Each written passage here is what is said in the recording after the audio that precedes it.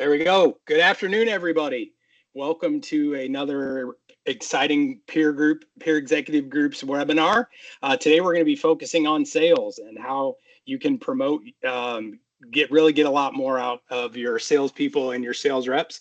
I've got Dillon Baird with Repmove and Elliott Vigil with all things Elliott Vigil, or whatever the name of it, Elliott Vigil LLC, right? Like, he's the one man that the name of the company is him. So excited for you guys to be here. I've got Jacob on the call as well. He's kind of monitoring the chat. So if you guys have any questions, feel free to drop those into the chat. We'll be keeping track of those.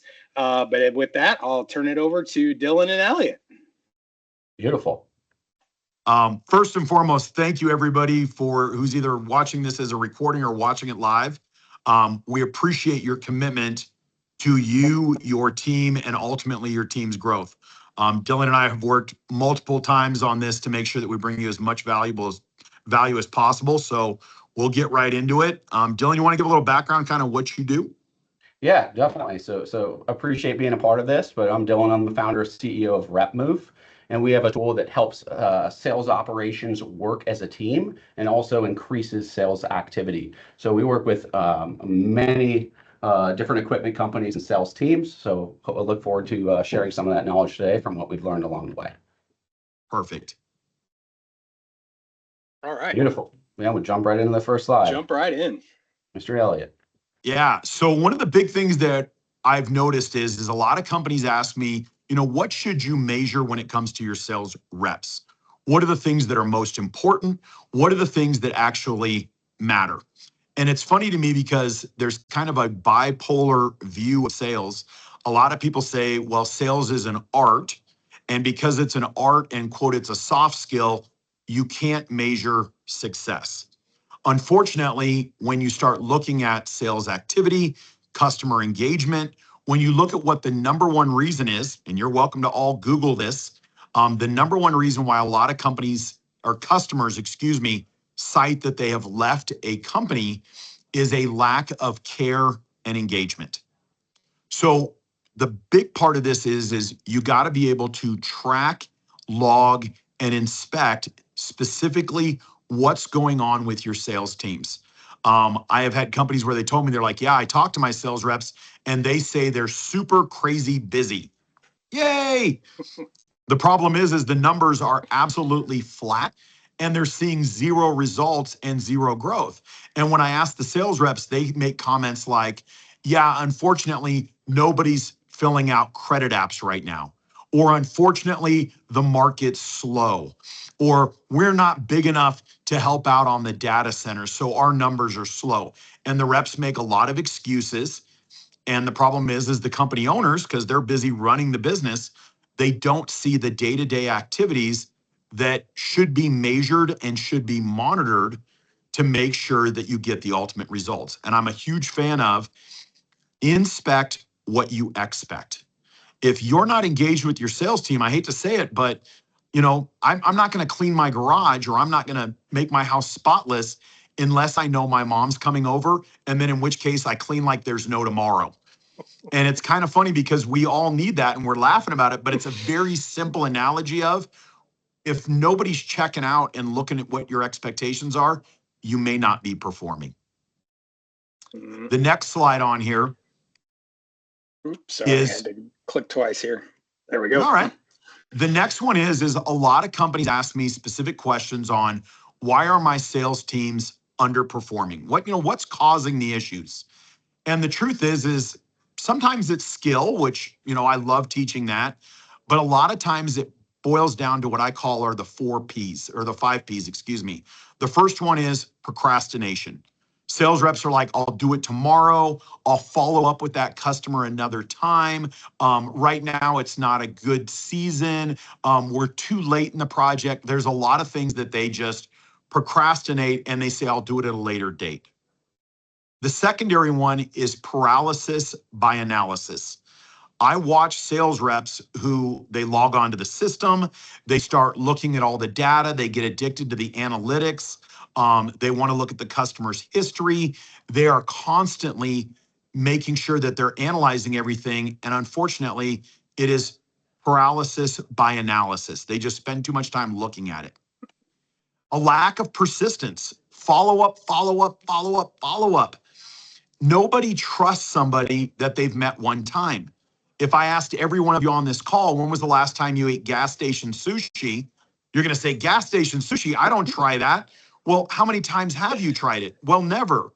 But the problem is they sell it at gas stations because there's that persistent person that actually knows that it's okay and they've tried it and it works for them. But every one of the people on your sales team, if they are not persistent and following up, it may not resonate with your customers. It is proven. It takes a minimum of 5 visits to resonate, engage, be trusted, just the foundation of trust, and to even be remembered. So I will give you another key quote, and it's from one of my favorite bands ever, Cheap Trick. And they said, I want you to want me. I need you to need me. I love you to love me. Anyways, the biggest thing is you have to be persistent and follow up. Companies aren't going to give you the business because you stopped by once. They want to know you actually want it, because that's probably the level you're going to care for it. The last 2 on here, perfectionism. The business will never be perfect. The market will never be perfect. Your fleet will never be perfect. Your team will never be perfect.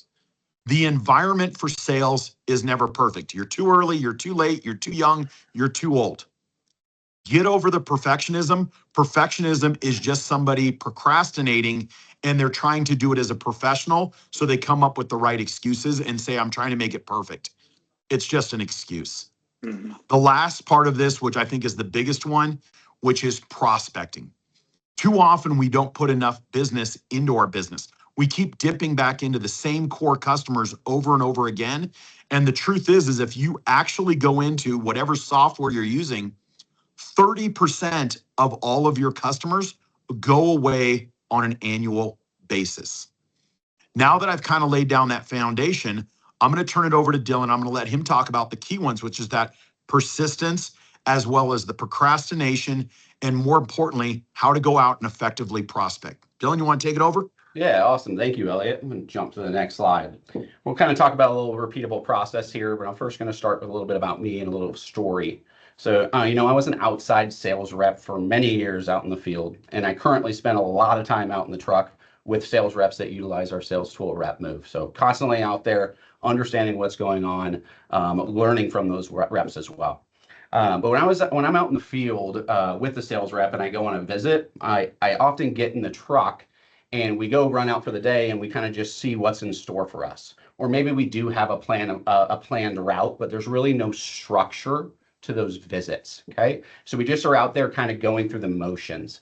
And as a sales rep, we can get stuck in these habits that I like to call a Groundhog's Day visit, right? Where we just go out and we run the same sales call, just like the Bill Murray movie. I go here every 2 weeks, yada, yada, yada, over and over again. So a little story on that. I was recently out with a rep in the field, and we went in and he asked for the customer came out, and he asked about a credit app. He was like, hey, can you fill that credit app I sent over? He just asked about it in general. Guy brushed him off. We were there for 3 minutes. We walked out and we went back to the truck.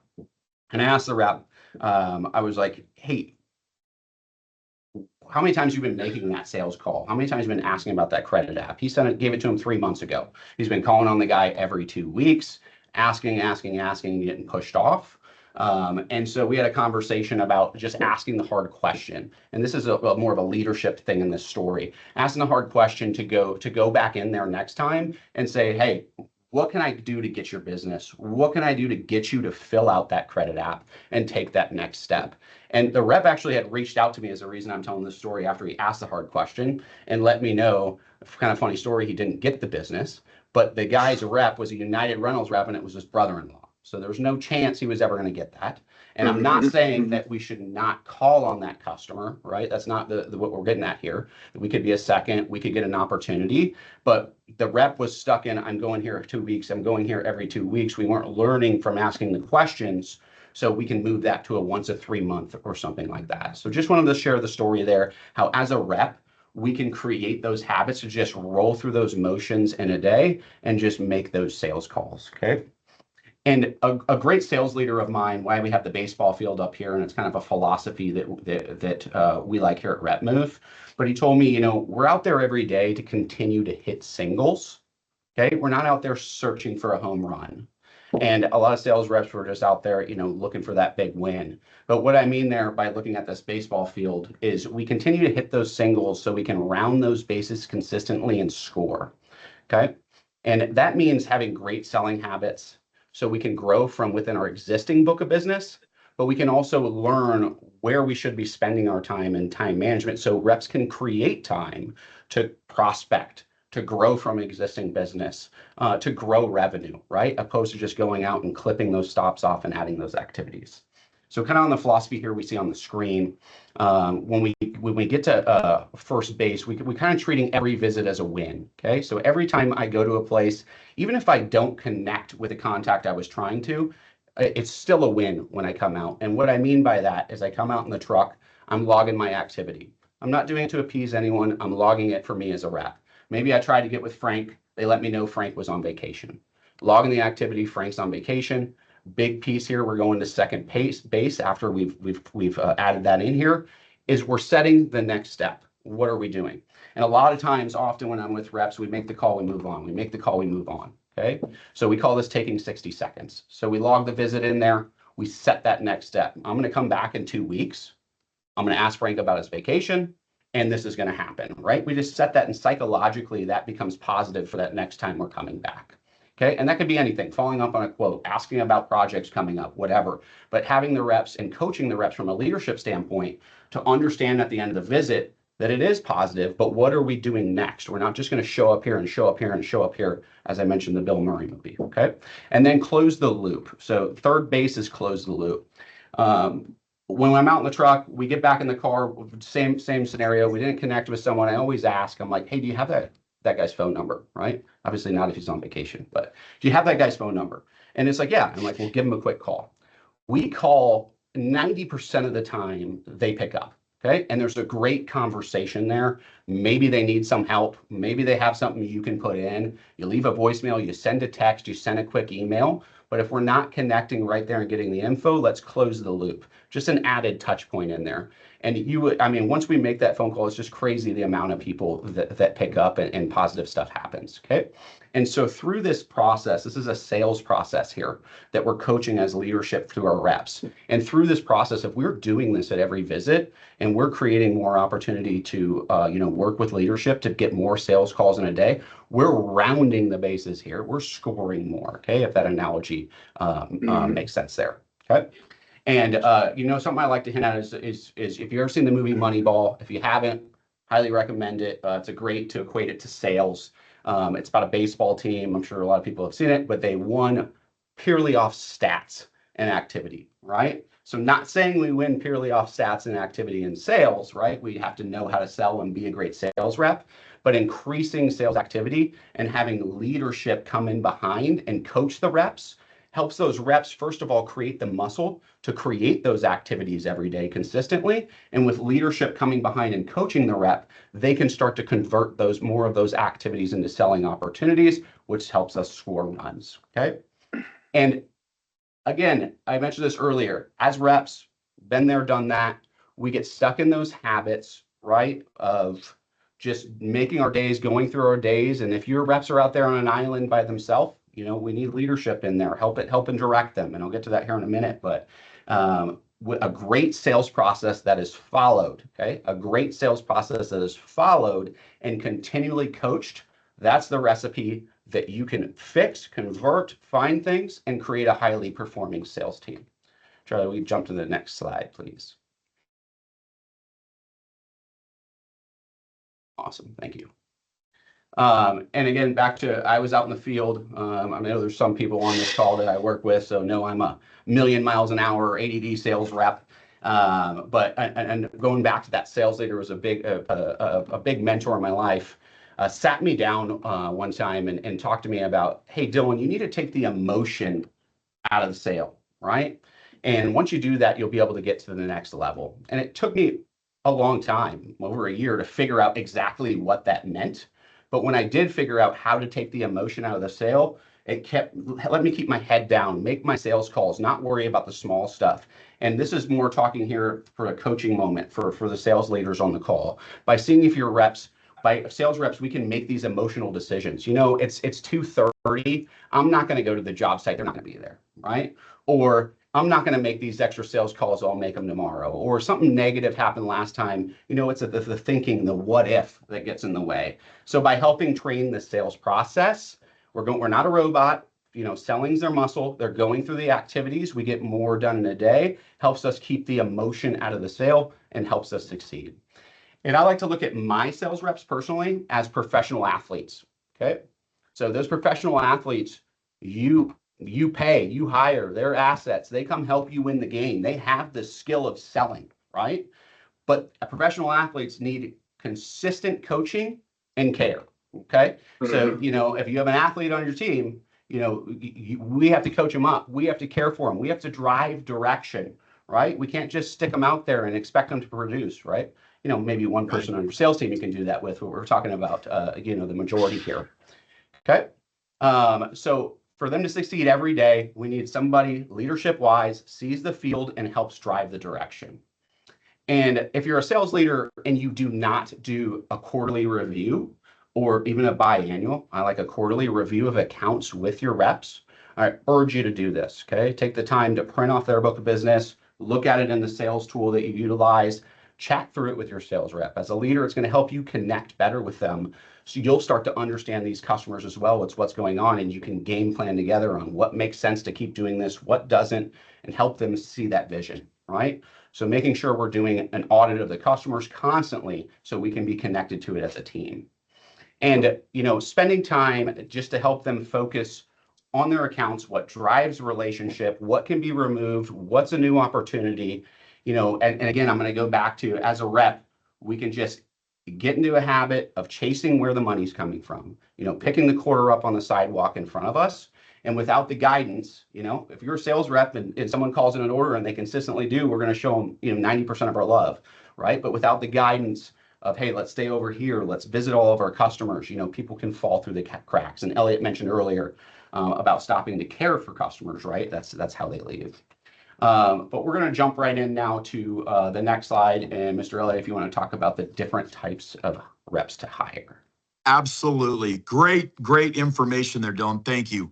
So I get asked all the time, and I think it's one of the biggest questions in the industry, is should I hire a sales rep that is, quote, plug and play, ready to go, rock star, industry expert, however you want to word it, or should I hire somebody from outside the industry or a college kid that does not bring industry expertise? And I think it's an absolutely phenomenal question. And the truth is the reason why it's so challenging is because there is no hard and fast answer. The biggest thing I can tell you is where do you want your company to be, and what are you paying for, and what is the risk you're willing to take? So if you hire an industry expert, a sales rep who was the top performer of name the rental company, big blue, big green, whatever you want to say, and they were a top performer over there, and you bring them on board and they say, look, I'm going to bring you $1 million book of business. I need a $150,000 a year base salary, and I need a guarantee going forward of a minimum. They'll throw out these big numbers, and I have companies call me up and they say, I want to hire this guy because I'm not a sales expert, and they say they're going to bring me a ton of instant business. I will tell you two things. Very rarely does 100% of the business follow the rep. No matter what the rep says, about 50% of the business, and this is, I've worked with thousands of sales reps and hundreds of companies, less than 50% of the revenue follows the high-performing sales rep over.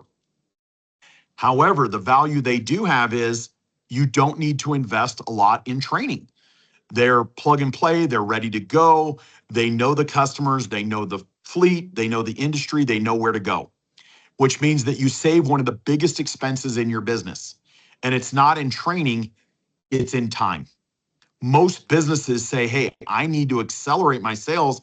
I can't wait 6 months, a year, or even 2 years to get a sales rep up and running.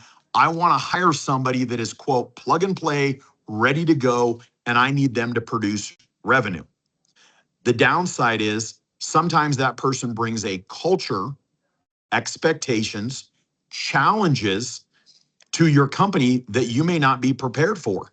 Is if you've never had a sales rep or you had a minimum amount of sales and this person comes on board and they bring you a data center, they bring you a hospital, they bring you 5 amazing contractors.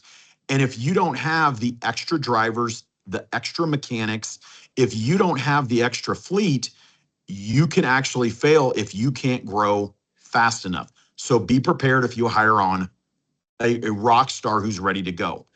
The secondary part of this is if you hire on a rookie, the benefits of rookies are they come in, and if you get the right person, they can come in and they will grow at the pace your company grows. They're going to start landing deals, and it's easy for you to make adjustments based on what they bring in. The other thing is you can form them and conform them to your company's culture and expectations and styles of doing business. You know, we've all heard the phrase, it's hard to teach an old dog new tricks. And it's the exact same thing as if you hire on an old sales rep and say, hey, I need you to do a CRM. I need you to enter your own orders. And they're like, I never did that at my old company. I'm not doing it now. That can be rough on your team when you're trying to bring someone into your fold. So I personally, if you're a smaller rental company and you're growing, I would say find the right type of person with the right work ethic, with the right skills to go out and kick their own butt. They'll be in their truck by themselves a lot of the day, and you can teach them the rental business. You can teach them the fleet. You can teach them a lot of things. The one thing you can't teach is work ethic. So you hire who you want to hire, but do me a big favor. Please think about and plan it accordingly. There's nothing worse than hiring a rock star and not giving them the right support, or hiring a rookie and not having a plan to give them the tools they need to ultimately succeed. Next slide. So this one here, Dillon and I both had kind of a collaboration on this, and it's, you know, what things need to happen on a regular basis for sales reps. Some organization, Dillon mentioned a great piece of insight where he said you need to have quarterly reviews of accounts. I think that every sales organization should have at minimum a weekly or bi-weekly sales meeting. I strongly encourage you to do your sales meetings on Wednesdays and Thursdays. And I have a lot of people that argue this. They're like, Wednesdays and Thursdays are not good days. I want to start the week off. I want it Monday morning at 6 o'clock. Here's the problem. It's the single busiest time for the rental industry. And are you sure you want your sales reps, maybe a rental coordinator, all sitting in a meeting during what is known as prime time? Mm-hmm. The meeting is going to cover what I'm going to call the KPIs. It's going to cover some basic stuff. And the single best thing that you can do is schedule it in your slowest moments, which are Wednesday and Thursday afternoon. It's the way the rental industry is. Yep. Set the expectations. Have an easy, quick checklist. What are we expecting? We're going to discuss new accounts, inactive accounts, upcoming projects, things that are wrapping up, seasonal work. Does somebody need Christmas lights? Does somebody need air compressors for blowout season? Do we need stuff for snow removal? Set those expectations so that rather than being crisis managers, we have a plan at our rental business and the reps know what to focus on and we know what we're going to be renting. The last part of this is have structure. The meeting should not take more than an hour, and it should have literally make sure the rental coordinators can talk about what they need to, drivers cover it, mechanics. Everybody gets to do their quick little part, but don't let it become, sales reps are often like herding cats. You don't want that becoming derailed and it turns into a 1 to 2, 3 hour, 4 hour meeting because people are not going to come in and they're not going to want to stay. Keep it on track, keep it on structure. Dillon mentioned the value of great structure. It's needed in a sales rep's life to keep things under control. The last part of this is have a board, have an idea of what are the KPIs, what are the key performance indicators that you measure as a company? Is it just revenue or is it profitability? They're not the same thing. Do you look at, are we opening new accounts? What type of accounts are we opening? Are we opening more accounts that do more aerial and scissor lift or more earth moving and small compact dirt moving? You should look at all those so that you can track it and better support the fleet. Next slide. Awesome. Thanks, Elliott. I'm going to jump into a little bit more on the KPI side for sales reps. So obviously you have your revenue KPI, and that's the North Star for your business, right? That keeps the lights on. But your sales rep KPIs are a great way to track the performance and insights to help you positively coach your reps and also create that great selling culture, right? So the rep activity KPIs also paired with sales numbers. So we have our sales numbers, we have our activity numbers, and those tracked monthly, we can start to see the trends off the visits, what our sales reps are doing out there in the field, and how that equates to our growth, right? So we start to understand what activity it takes to put in to make things happen, right? And in seeing these trends will help you just change kind of with an educated, informed decision for your business. And you use this in various ways, right? So you use this per sales rep as well. Maybe you have a sales rep that's great at calling on job sites, that's great at calling on the office, right? So understanding our KPIs for activity for the company, but also understanding each one of your sales reps is unique, right? And they have a sales leader. So how do they have success, and how do we properly track KPIs for that rep, right? And when you do deploy a sales tool for your team, it's not just, hey guys, we're entering, and gals, we're entering our notes in here so we can make sure you're working, right? That's not what we're doing here. The tool is positive, okay? The tool is positive and its leadership is behind it. And they're there to help the reps perform, okay? And we want to understand that, hey, this is something we're doing as a company, right? And adding that activity in here, the company is gathering the data so it can help you as a sales rep. You know, we can help leadership coach you better, help you make more money. And not only that, help the whole company make better informed decisions on what's going on out in the field, right? Opposed to every rep, they're just blind out there running around. We don't know what they're doing, right? We're turning this into a team play. We're selling as a team in real time. And one thing I wanted to say, from our experience, we work with a lot of different sales teams. We travel a lot when we go ride with their sales reps. We're also talking with operations, how the process works through the sales flow. And we notice a lot of teams that have dedicated inside sales or rental coordinators for the outside sales team. I'm not talking about the counter. I'm talking a dedicated inside sales coordinator for the outside sales team. It creates a positive atmosphere, and it allows the reps to do what you hired them to do, and that's sell. Okay, so you know it's totally different when I go ride with a rep that makes his visits and has someone help him out versus the guy that's kind of doing everything himself and on his own. You can just tell the difference there. Yeah. And you know, if you get that rep off the side of the road, think about if we have them all writing their own tickets and things like that, and I pull the laptop out, I get it connected to internet. I'm there for 45 minutes trying to check availability or write a reservation or do that. And I might do that 3 or 4 times a day. And I mean, this is 20 minutes minimum, right? So when we're doing that, we're also rounding the bases, right? We're not rounding the bases as much. We're taking time away from those sales reps to be out there entering those activities, seeing 3, 4, 5 more customer facing visits a day, and you know, getting those activities in to create more wins. And that method gives you a key performance indicator that I love, and that's the phone ringing. That's the sales team calling into the inside sales team, the team atmosphere, right? We're calling in orders. We're calling in, we need help. We need this, you know, do we have this at this store? We have that team play, which creates tremendous positivity. And then it's also a coaching moment for leadership. Phone's not ringing in the morning, sales leader's on it. Hey, what's going on out there, guys? Let's get some stuff coming in there. And when that happens, you know, 30 minutes later, phone's ringing, right? So it gives us, we're just connected more to what's going on out in the field. So just wanted to share a lot of success. If you're looking for a model to kind of help your sales reps grow, plug a coordinator in there and give it a try and have somebody support them, okay? And that last thing we'll touch on here is, you know, the numbers don't lie. And if a rep is struggling, it's usually due to the lack of communication, the lack of teamwork. They're stuck on the island, as I mentioned, by their own. And we need to create that positive culture where we can focus on the reps and we can keep them out there curing all of the problems for your business and everyone's business, and that's sell more stuff. Okay.